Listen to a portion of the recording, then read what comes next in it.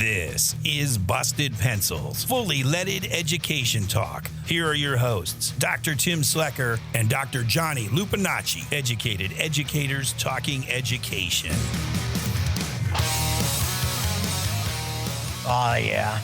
It's Busted Pencils, fully leaded education talk. Educated educators talking education. Class is in session. Yeah, it's that time. It's Wednesday. We are so excited. We've got, a whole lot of learning to do today. Johnny and Jess, good to see you guys again. Love seeing you guys every Wednesday morning. Johnny, how's it going in the state of Washington? Hey, man, it's good. We're well into January, looking into, great start of the semester and lots of good stuff happening and lots of great celebrating earlier this week for Martin Luther King. There's always a string of events that carry for the whole week on campus and in the community, and lots of great stuff to highlight.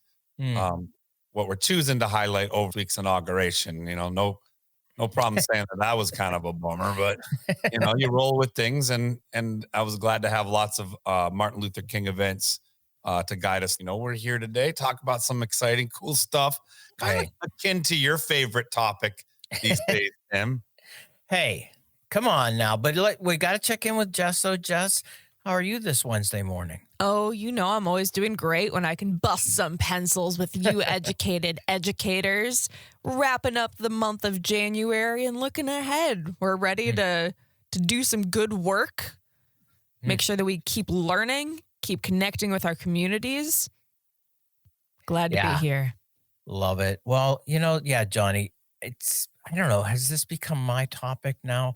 Artificial intelligence. Yes, everybody, that's what he's talking about. Yes, we have another guest, but truly, though, an educator.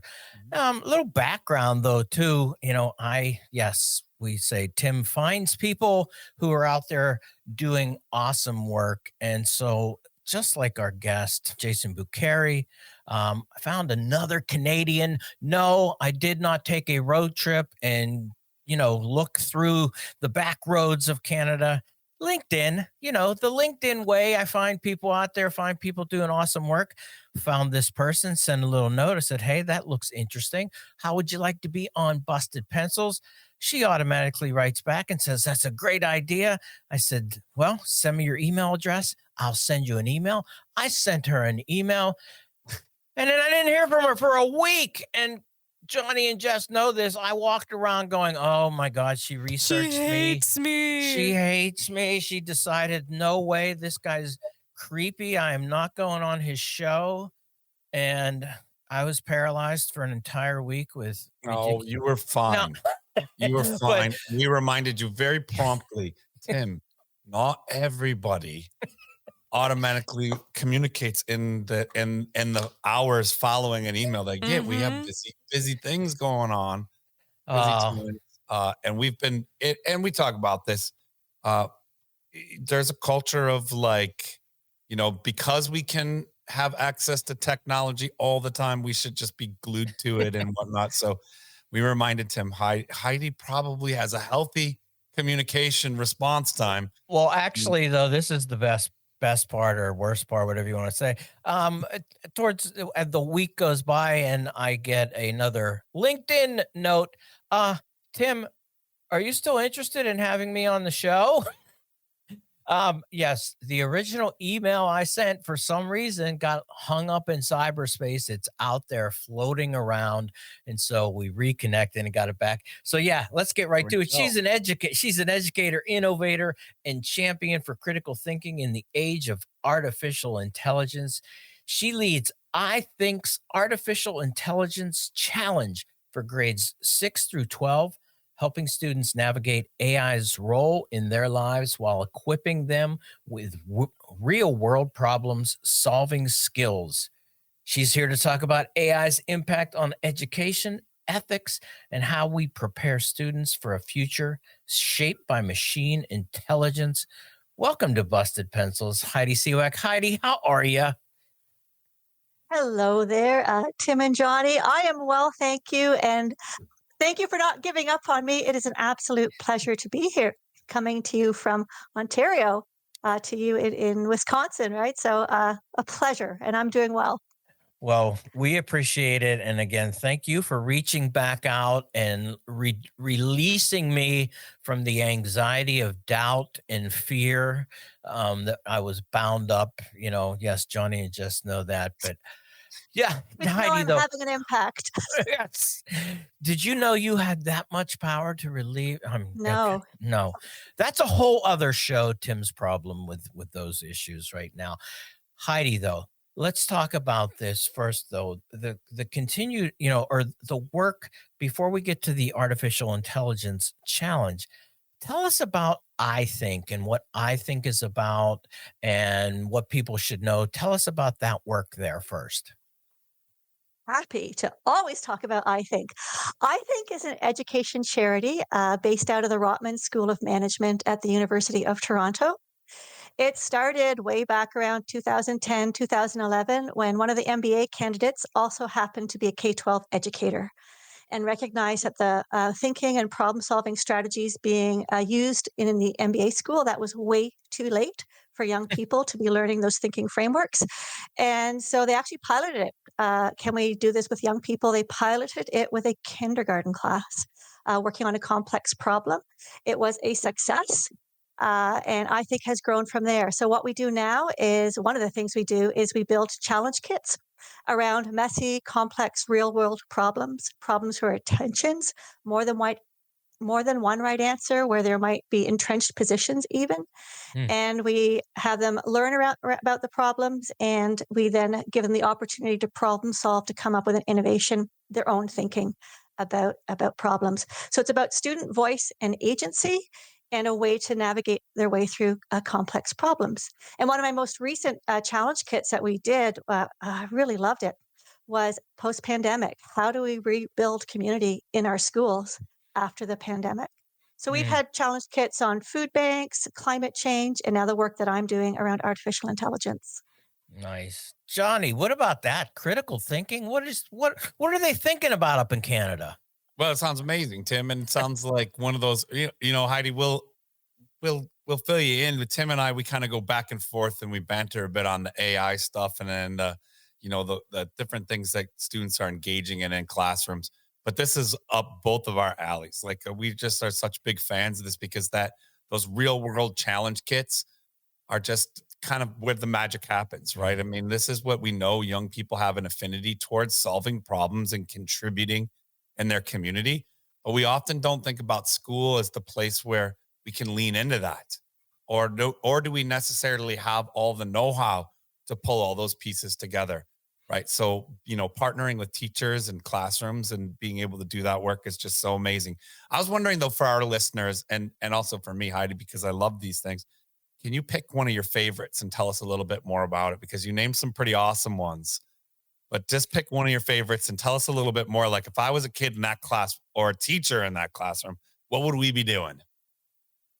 Well, I'm going to talk about the one that I'm in charge of, the one I created, the Artificial Intelligence That- Challenge Kit. oh boy. Because I am passionate about this work. So the challenge kit starts with a lot of research and discussion and thinking goes into the creating of a challenge kit. And we land on a driving question. So the driving question for the artificial intelligence challenge kit is, how might artificial intelligence enhance enrich the lives and possibilities of every single student in our school? That is a huge question. Right? We know as educators all the way that different students struggle within our classrooms and the way what we are unable to often meet the needs of many students in the classroom. And then we ask students as they learn about AI to keep three things in mind. One is deeply human. Fundamentally, AI has to be good for humans. Next, that we want them to think critically as they learn about AI. And then we want them to consider, so how can artificial intelligence enhance learning? We frame the problem for them. So we articulate some of the tensions, the good things, the negative things, risks and limitations, benefits, possible harms that we're seeing, just give them a taste. Then we create two very opposing models that are in tension. So the kit is built around tensions to frame their thinking. Then they engage in the learning phase of artificial intelligence. So we create everything for the teachers to use in the classroom. There's speakers, there's activities, there's hands-on activities, so that students can begin to develop their understanding of what artificial intelligence is, what they should know, and their thinking about it. And what surprises me in this one is that we use AI a lot. It's being tossed about, bandied about. But most students have a very naive understanding of what AI is. They're thinking in terms of killer robots going to take over the world, and they don't necessarily understand all the ways it's currently present in their lives, both in really beneficial ways, but also nefarious ways. So we demystify artificial intelligence, and then once they've learned about it, they enter into the problem thinking process. We have a thinking framework for that called the ProPro model. It's empathy based. They consider different perspectives and points of view till they head towards coming up with their own ideas, student voice and agency, about what they think should happen in their schools with artificial intelligence. Thinking about that then, Heidi, wow. I mean, very powerful stuff. And as Johnny said, we really the whole idea of deep learning here is what's coming across. Again, setting up tensions and things like that. It's really we talk about, Johnny and I, it's like, are we in school or are we getting an education? And we typically point out that schooling is a lot different from education. What it sounds like the work you're doing, particularly with this AI challenge kit with I think is that you're really serious about providing an education. I'm thinking about, though, the possibility that a student then going through this challenge kit, what if they point out that they're really still, now that they've learned everything, they become an AI like I'm really afraid of this, Heidi. I don't want it anymore. I feel like it's infiltrating in my life. It's bothering me. I mean, because I can hear a critic potentially listening to us saying, "Well, there's another AI brainwashing technique going on out there." So respond to the potential that people could come out with a sense of saying, "I'm not so sure about AI."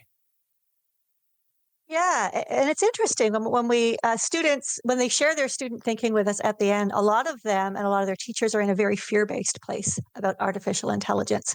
And one of the things they say at the end is that, "Oh, my thinking has shifted, and I realize there's potential within artificial intelligence for really good things." So this is not meant to be a dismissive thing of AI. This is to engage them in exploring the possibilities. And we actually the each challenge is changed a little bit based on what we learned from student thinking.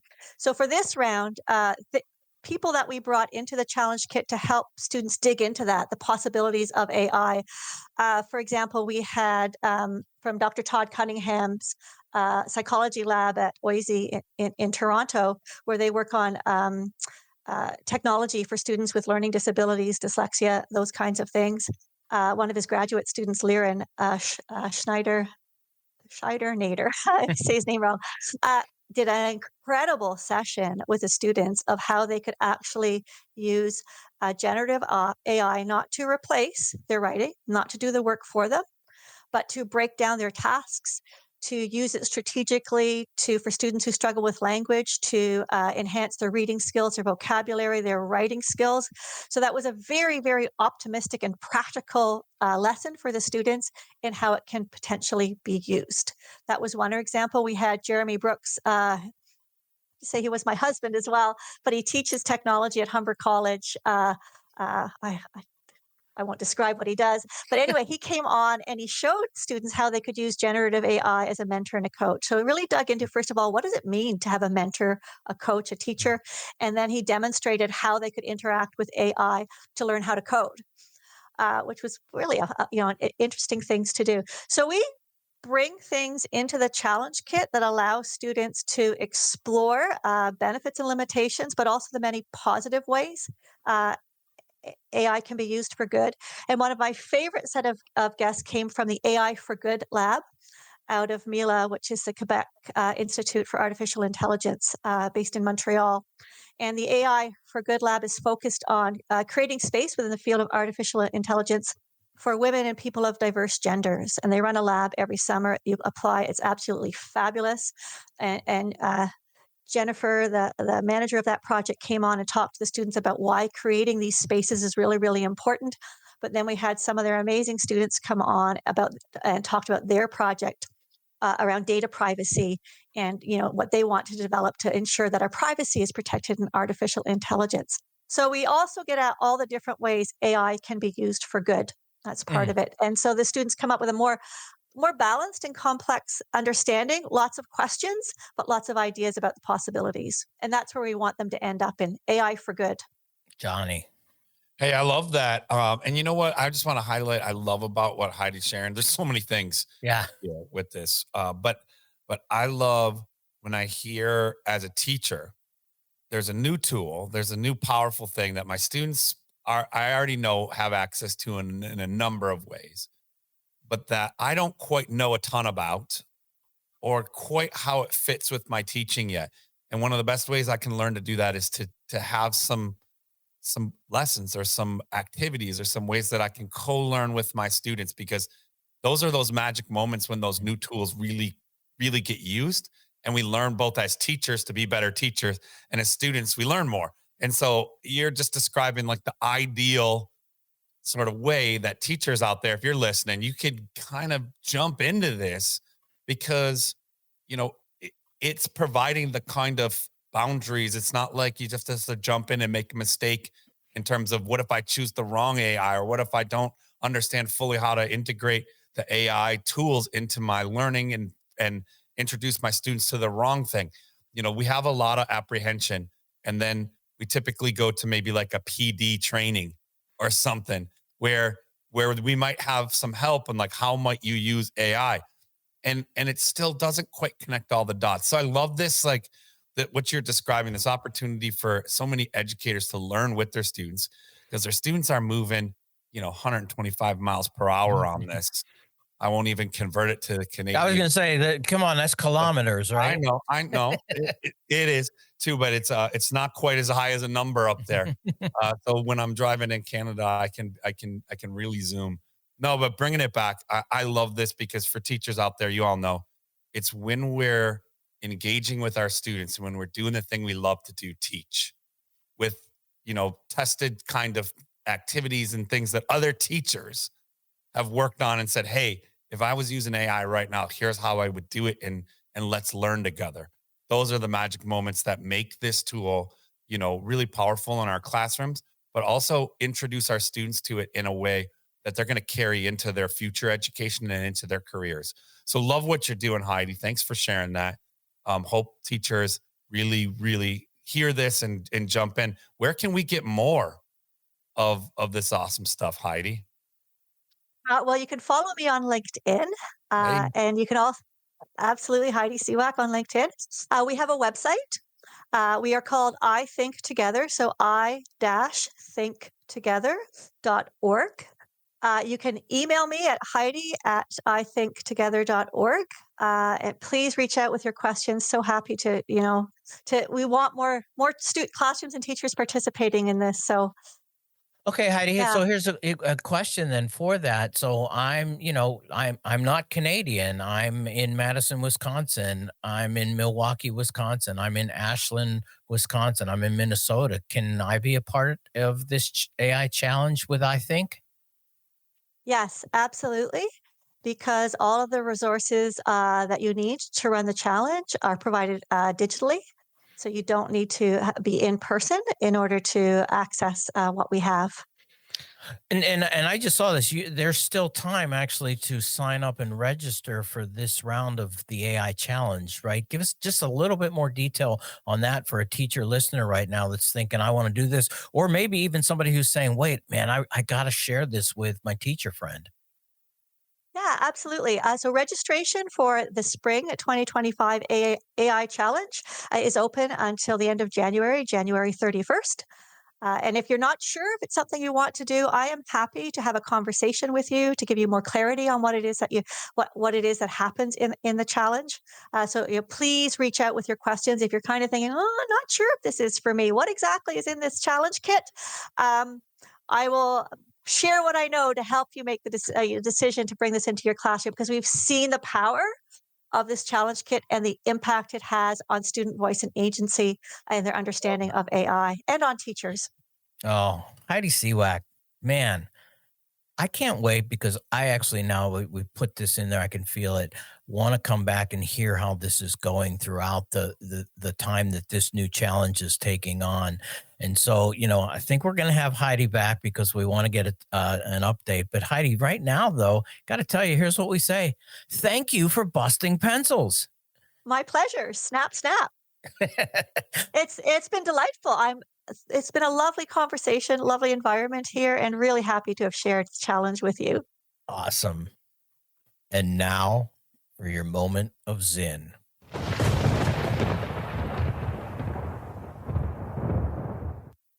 I've always resented the smug statements of politicians, media commentators, corporate executives who talked of how in America, if you worked hard, you would become rich.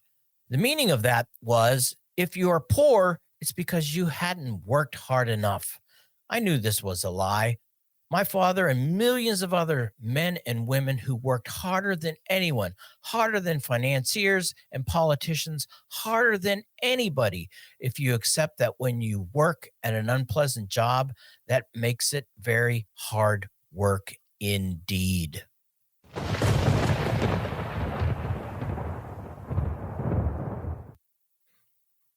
Thanks for listening, and catch us Friday for face-offs and free throws. Don't forget, we always have that great conversation going on. What's happening with not the extracurriculars, but those essentials.